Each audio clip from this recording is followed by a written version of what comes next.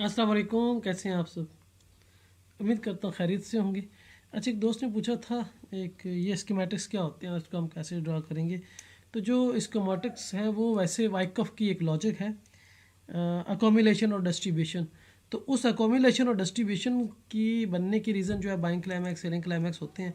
और उस जो फेज़ होता है ना, उसको हम जब ड्रा करते हैं तो उसको स्कीमेटिक्स कहते हैं।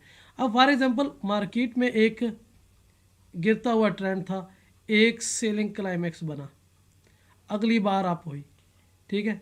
उसके बाद अगली बार ऊपर गई और फिर उसके बाद मार्केट ज़ाहिर है अब इसने एक फ़ेज़ बनाना है और उसी फेज़ में रहना है। क्यों रहना है मैं उसकी पूरी लॉजिक बताता हूँ। अब जब ट्रेंड डाउन का था और एक सेलिंग क्लाइमैक्स आया, हमने सेलिंग क्लाइमैक्स का जो टॉप और बॉटम हमने मार्क कर लिया। अब इसमें अकोमिलेशन होना है, सारा दिन मार्केट ने इसके अंदर मोनोपुलेट करना है, ठीक है, इस एरिया के अंदर। अब मार्केट गिरी और फिर ये यहाँ से उठी। अब ये जो है इसे एस सी कहते हैं, यानी सेलिंग क्लाइमैक्स।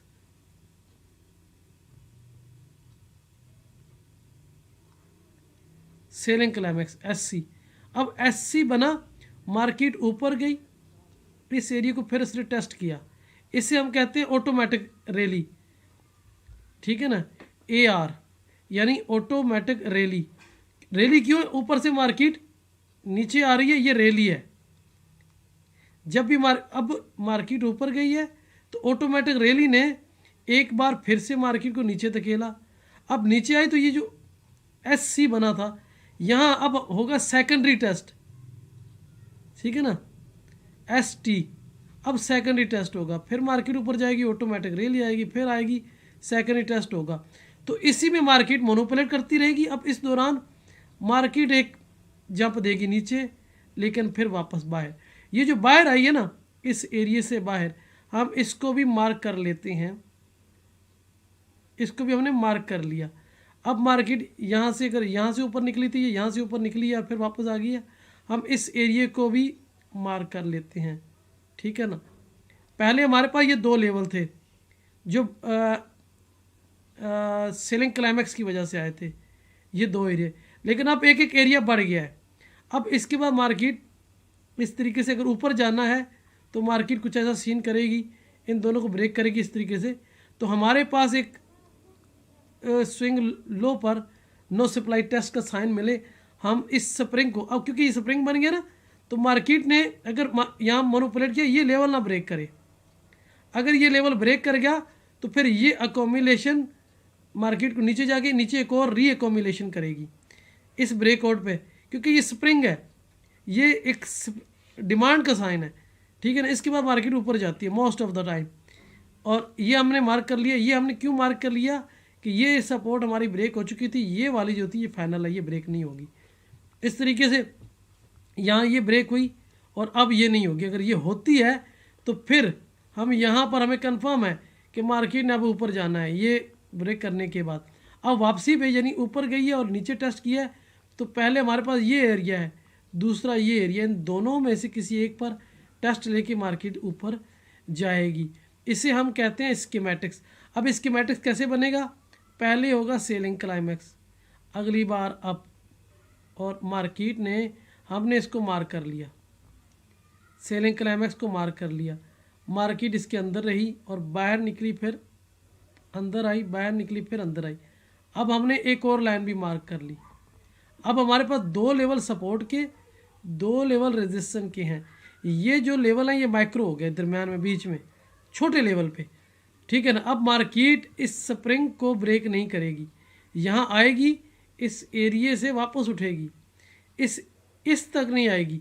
अब हमें पता है कि ये ब्रेक अगर होता है तो हम ज़रा मोहतात रहेंगे।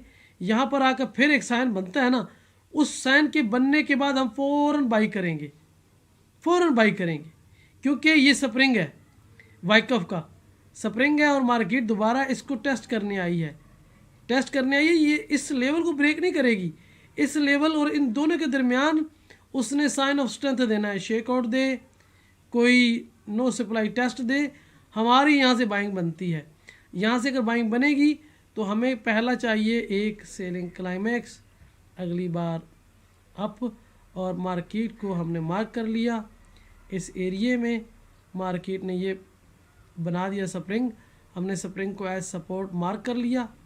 मार्केट यहाँ गई, ये ज़ाहिर है मोनोपोलेट करेगी इस एरिए में, लेकिन ये जो स्प्रिंग बना है ना, इसको टेस्ट करे, लेकिन ये लेवल ब्रेक ना करे। अगर ये लेवल ब्रेक होता है ना तो फिर हम सेल में जाएंगे, लेकिन अगर यहाँ आके एक बाइंग अपॉर्चुनिटी मिलती है, बाइंग का साइन मिलता है, तो हम फिर कंफर्म, यानी ये एंट्री ऐसी है स्प्रिंग की बुनियाद पर जो पिन पॉइंट एंट्री होगी। पिन पॉइंट यानी स्कीमेटिक्स के लिए सेलिंग क्लाइमैक्स, अगली बार आप एक अकोमिलेशन फेज, उसमें जब मार्केट नीचे जाती है तो इस लाइन को और इस लाइन को हम स्कीमेटिक्स का नाम देते हैं।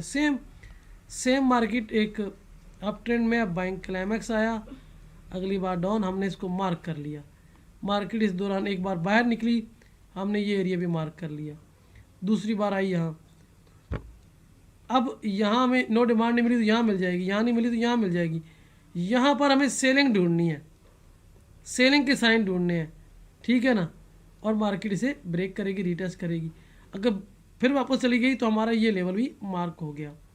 अब इसको यहाँ से गिरना चाहिए,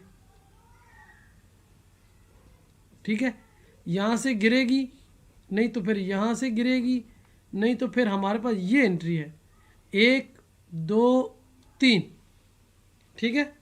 फर्स्ट एंट्री सेल के लिए बहुत अच्छी, दूसरी एंट्री, ये तीसरी एंट्री, और इस तीसरी एंट्री को रिस्क फ्री कहा जाता है, दूसरी को भी। ये जो होती है ये टॉप पे होती है, और ये टॉप ये कहाँ से होगी कि बीच में कोई एसएल हिंटिंग हुई है, उसके बाद ये पहली 2 एंट्रियाँ होती हैं जो हमने लेनी है, और उसके बाद फिर ये जो होता है ये फेज़ 3 के बाद, फेज़ 3 होता है, जैसे मैं आपको बना दूँ, ये बाइंग क्लाइमैक्स, उसके बाद मार्केट ने मोनोपोलेट किया, पहले फेज़ में मोनोपोलेशन, दूसरे फेज़ में सेकंड रिटेस्ट ATR, यहाँ ST यहाँ AR होगा, क्योंकि मार्केट नीचे से ऊपर आ रही है तो ये ऑटोमेटिक रैली, ये सेकंड रिटेस्ट।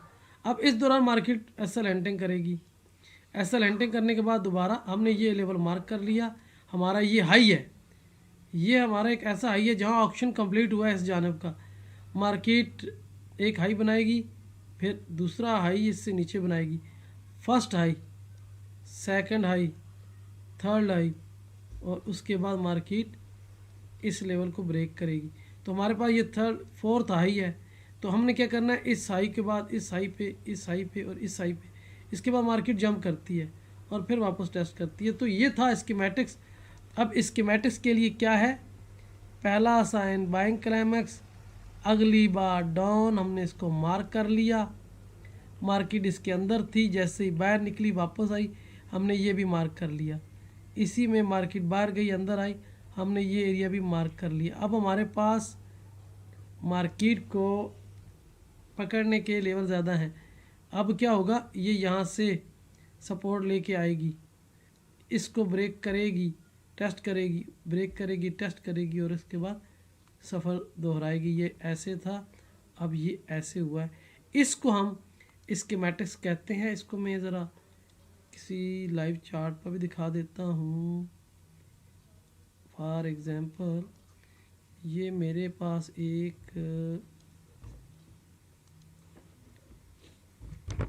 एक जोन है, ठीक है, ये मैंने मार्क कर दिया, ये टाइम फ्रेम है 3 मिनट का निंजा पे। इसको हम इस बार को बाइंग क्लाइमैक्स मान लेते हैं, अगली बार डाउन है, उसके बाद मार्केट बाहर निकली, हमने बाहर का लेवल मार्क कर दिया, ठीक है, ये नीचे का लेवल मार्क कर दिया, ये इसका हाई मार्क कर दिया, ठीक है, ये इसका हाई है। ये 1 सेकंड में आराम से इसको हटा ही देता हूँ।